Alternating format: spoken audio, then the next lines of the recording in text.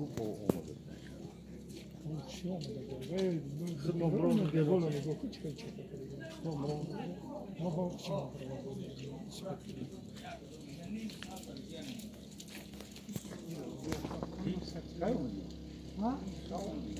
نه ما شاوم دادم. این ماشینو نه. همین خونه ماشین برادرگاه همینجا. اون نه نگاه کن در کجا برد موندگی. Onu buralarda. این همینجا هم پس.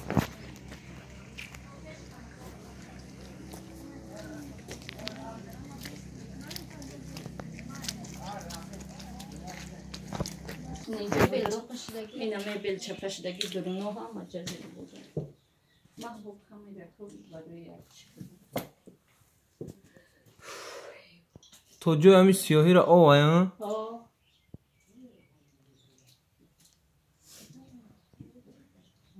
یک متر زیاد تایم اینجا قریب یکنی متر ای تو شما کجایی؟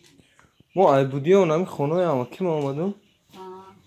او سنا میگه این سوای در درمونه و سوای تریزه باین این قرق خولی مونده اوه ای تریزه هم کم درم داده در اینجا تنبوچکشون کتی پیلتشون بود کجا بردای نیست ای موشین برده دا کیم کجا زده ای چه آمد توبه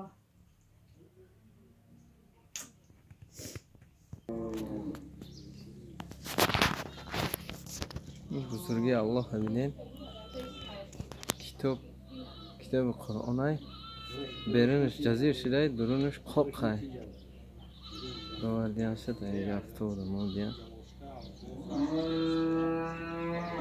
اون خونه نمیه حاله اینا تا انمیجا را اومده گه یک متر بلنده